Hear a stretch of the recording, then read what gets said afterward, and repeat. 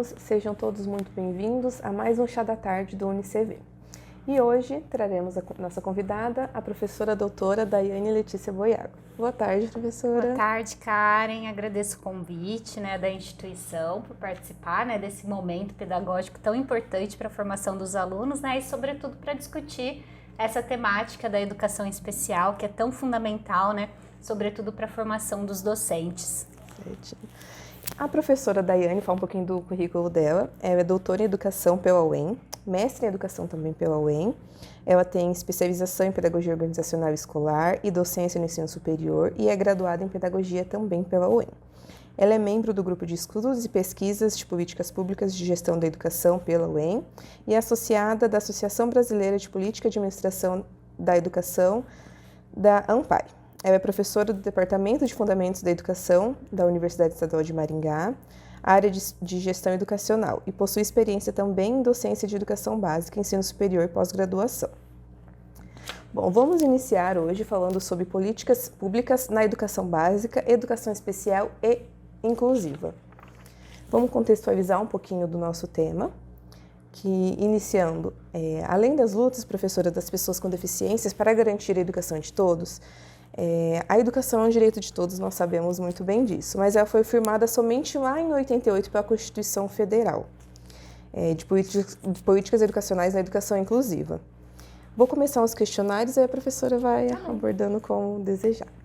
Professora, nós sabemos que as políticas públicas fazem parte do projeto do governo e podem ou não ser colocadas em práticas com alternância de poder.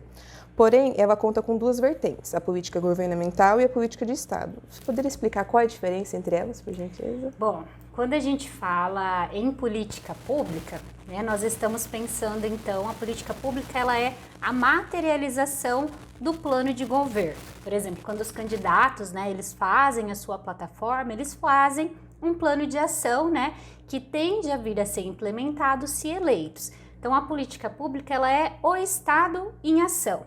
É a implementação desses projetos, desses programas e que vão se materializando aí em cada uma das áreas, do saber, na educação, na economia, na saúde. E aí, quando a gente pensa em uma política pública, nós estamos pensando em uma ação que ela é universal, ou seja, ela tem que atender a todos e que ela é uma ação duradoura. Então, a política pública de Estado, qual que é a diferença entre a política de Estado e a política de governo?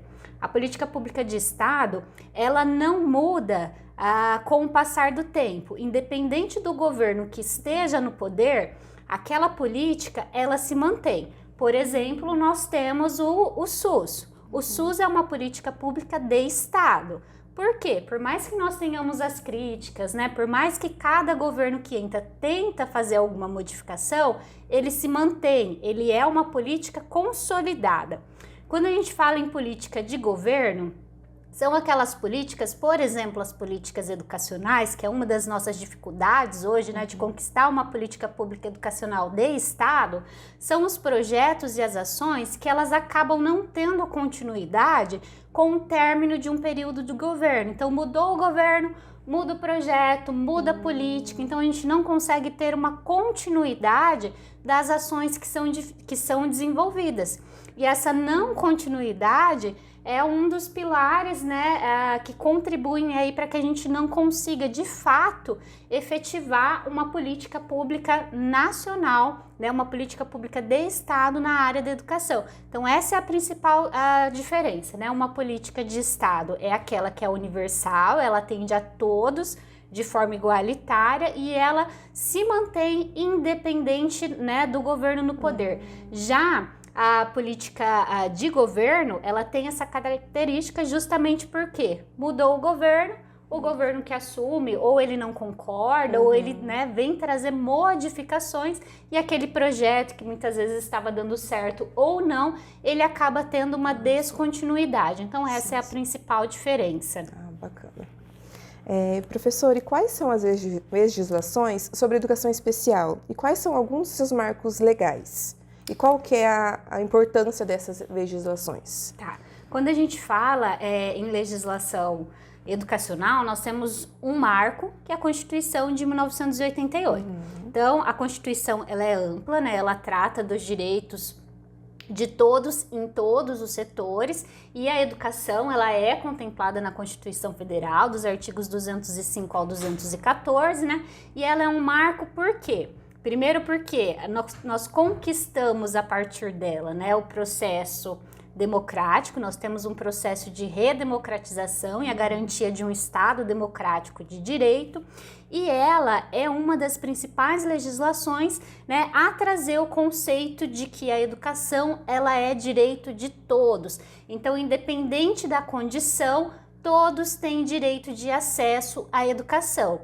E esse acesso e permanência é dever do Estado e da família. Então, como a Constituição Federal, ela é ampla, né, ela é a nossa lei maior, ela rege todos os setores da sociedade, a partir dela nós vamos tendo outras legislações que aí sim vão discorrer especificamente, por exemplo, sobre educação. Então, no âmbito da educação, a nossa lei maior é a Lei de Diretrizes e Bases da Educação Nacional, em vigência desde 1996, a atual, né? Ela vai discorrer, então, a partir daqueles princípios que foram, né, instituídos lá na Constituição Federal, da educação enquanto direito de todos e da educação numa perspectiva democrática. A LDB, então, ela vai trazer quais são os princípios e a organização da educação nacional. Então, ao garantir o direito de todos à educação, subentende-se que todos estão incluídos, desde aqueles que possuem uma necessidade educacional especial, aqueles que estão em regime penitenciário, as comunidades indígenas, a educação do campo. Então, ela inclui a todos. Então, a nossa primeira prerrogativa legal já vem aí, quando nós dizemos que, né, quando nós temos uma legislação que garante a educação para todos, é para todos, independente da sua Constituição. E aí, na LDB, nós vamos tendo momentos específicos que ela vai discorrer especificamente sobre a educação especial. Então, lá no artigo 4º, quando ela traz, né, a educação enquanto direito, dever do Estado e da família, ela traz a necessidade e a obrigatoriedade do atendimento à educação especial, né, conceituando a educação especial enquanto uma modalidade de ensino que tende a atender, né, as crianças, os jovens e os adultos que apresentam, né, deficiências, transtornos globais do desenvolvimento e também necessidades educacionais especiais que não são necessariamente uma deficiência ou então um distúrbio de aprendizagem, né? Mas aqueles que, por algum motivo, seja ele temporário ou permanente, necessitem de um apoio especializado, esse apoio está garantido na legislação. Então, a educação especial, para além dela ser contemplada enquanto um direito na LDB, ela é também garantida lá na seção 5 dessa mesma lei, enquanto uma modalidade de ensino. Então, a LDB, ela traz a garantia do direito, ela explica o conceito da educação especial e aí ela traz uma seção dedicada à educação especial enquanto modalidade de ensino, na qual ela vai dizer, olha, o atendimento educacional especializado, ele precisa de um currículo específico, ele precisa de uma metodologia, de um processo de avaliação, né, que seja adequado às necessidades daquele aluno. Por quê? Se a gente tratar todos enquanto iguais no processo de ensino-aprendizagem, a gente pode acabar ali cometendo algum erro no sentido de não priorizar uma criança. Então, se ela tem uma necessidade que é diferente da outra, ela precisa de um olhar diferenciado, ela precisa de uma metodologia diferenciada, ela precisa de um processo avaliativo diferenciado. Então, nós temos uma legislação que garante um currículo adequado, uma metodologia, um processo avaliativo para atender às necessidades daquela criança. E para além disso, ela também institui a necessidade, a obrigatoriedade dos estabelecimentos de ensino ofertarem um profissional especializado para o atendimento daquela criança. Então, nós temos 2 profissionais garantidos, né, por lei, para o atendimento das necessidades educacionais especiais. O professor, que vai trabalhar especificamente com isso, que ele precisa da especialização, ele precisa da formação específica para trabalhar com educação especial, mas a LDB também nos coloca a necessidade do professor, que vai trabalhar com a turma, que ele também esteja inserido e que ele domine os conhecimentos para o atendimento daquela criança, já que a gente trabalha sempre, sobretudo a partir de 2008, com a educação especial justamente nessa perspectiva de educação inclusiva, né? E aí nós temos esses dois marcos legais, que são os maiores em termos de educação, e a partir, né, da promulgação da LDB, nós vamos tendo, a partir dos anos 2000, alguns decretos que daí vão tratar especificamente, por exemplo, sobre o atendimento da criança com deficiência, da criança com surdez, né, orientando como que as escolas, como que os estabelecimentos precisam se adequar para atender essa determinada necessidade especial, né? E aí quando a gente fala em política pública e em política pública para a educação especial, nós temos uma participação muito grande das agências internacionais da ONU, como por exemplo a Unesco, a Unicef, que a partir dos anos de 1990 tem realizado um trabalho muito amplo no sentido de garantia das políticas de diversidade, de inclusão e da tolerância. Então nós temos um marco nos anos de 1990, que é a Declaração Universal de Educação para Todos, onde ela já inicia, né, essa perspectiva de se trabalhar a educação especial nessa perspectiva inclusiva, nessa perspectiva de inclusão dessa criança no convívio social, com as diferenças culturais, as diferenças regionais, né?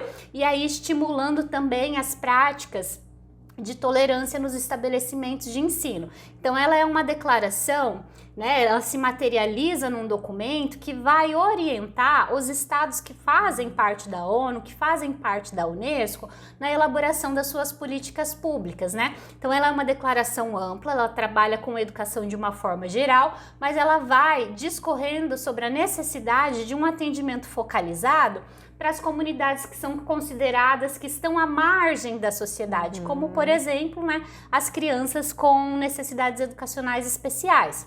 A partir dela, né, nós temos então toda uma mobilização nacional para adequação e para formulação da legislação e da política pública para esse atendimento focalizado, e aí um deles a educação especial.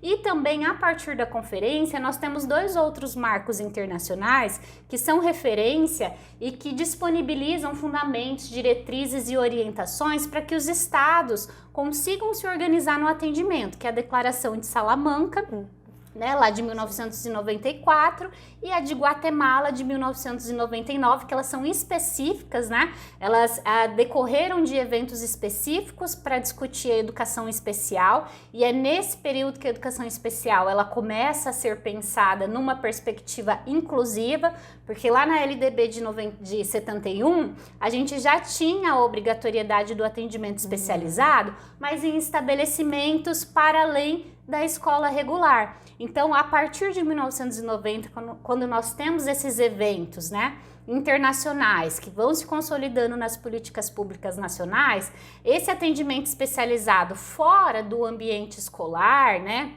em instituições específicas para isso, ele começa a ser desmistificado e colocado em pauta a importância dessas crianças serem incluídas, né, na educação que se intitula regular, na educação escolar, que é aquela propriamente que a gente conhece, né, dentro do ambiente escolar. Então, quando a gente fala da educação numa perspectiva inclusiva, é justamente isso, incluir essa criança num contexto em que ela vai ter contato com a maior diversidade de outras crianças, porque a gente sabe que esse convívio social com as diferenças é fundamental para a formação do indivíduo, né? Então, esses outros dois documentos internacionais que são específicos da educação especial, eles dão a base, né, e eles disseminam orientações para que o Brasil ele se organize a partir de então para a construção de uma política nacional para o atendimento da criança, né, jovem e adulto com necessidades educacionais especiais, já que a nossa legislação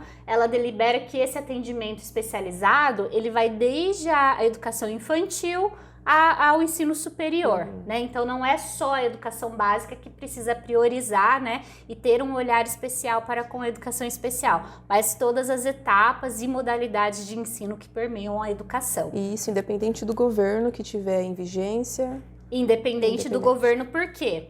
Por mais que não tenhamos uma política pública de Estado, por exemplo, para a educação especial, nós temos uma legislação, né, que garante esse atendimento e garante a inclusão dessa criança na rede regular de ensino. Então, a legislação, ela precisa ser cumprida, né? E a partir da legislação, a gente vai tendo as políticas focalizadas, mesmo que de governo, né, que ela pode vir a mudar, no sentido de mudar as estratégias, as metas e os objetivos, mas não que ela possa deixar de ser ofertada com a mudança de um para o outro. Sim. Professora, nós temos também um documento chamado Política Nacional de Educação Especial e Perspectiva na Educação Inclusiva, que é de 2008. E ele indica os rumos que as ações educacionais devem seguir para implantar a educação inclusiva nas escolas brasileiras. Dessa forma, qual a importância dele e para que ele serve? Essa política nacional de 2008, ela tem um diferencial no próprio nome. Lá em 1994, nós tivemos a promulgação da primeira política nacional para a educação especial, e aí terminava aí. Porque até então se tinha ainda essa concepção e se organizava a oferta da educação especial em atendimento, em locais para além da escola, né? Em locais propriamente organizados para a oferta, por exemplo, as antigas APAES. A partir de 1990, a partir, né, dessas orientações internacionais em que a questão da inclusão ela começa a ser discutida, ela ganha o cenário nacional, nós temos lá em 2008, então, a alteração e a implementação dessa política nacional para a educação especial na modalidade de educação inclusiva. É aí então que a gente tem todo um processo, né, de retirar essas crianças daqueles locais especializados para esse atendimento e a inclusão dessa criança na rede regular de ensino, né? Claro que nós temos muitos ganhos com esse processo de inclusão, porém nós temos também, né, todos os contrapontos que vêm junto com isso. Sempre tem o ônus e o bônus, né? Então, nós participamos de um processo de inclusão, mas que da maneira que foi colocado, ele se materializou numa inclusão excludente. Porque a criança, ela foi incluída dentro da rede regular de ensino, mas não com todas as possibilidades, estratégias metodológicas, recursos físicos e materiais para que, de fato, ela conseguisse acompanhar e ter um atendimento que ela tinha, por exemplo, nos locais especializados.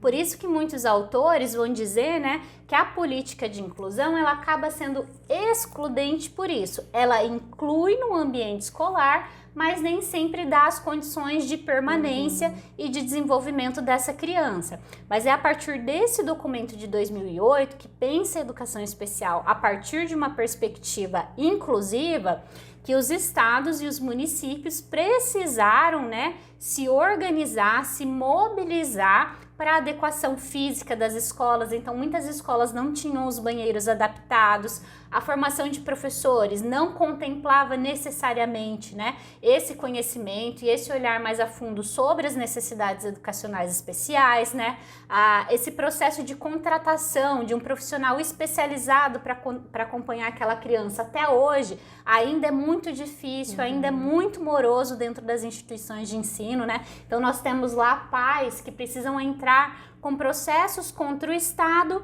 porque dentro da escola a criança não consegue ter o profissional especializado para atender a sua necessidade. Então, assim, é um processo, pensem, nós estamos, né, foi promulgado lá em 96, nós estamos em 2022 e ainda temos essa dificuldade, né? Ainda temos que acionar o Estado para que um direito possa ser efetivado na prática, mas ela tem esse ganho no sentido de tratar a criança como igual aos demais, respeitar as diferenças, né? Então, promover esse convívio e esse acesso da criança com toda a cultura, né, e com toda a organização social que é própria do ambiente escolar, isso possibilita sim um processo de desenvolvimento físico, de desenvolvimento social, de desenvolvimento intelectual dessa criança. Mas nós precisamos avançar aí na garantia, né, de que esse direito seja de fato implementado e efetivado na prática e de forma que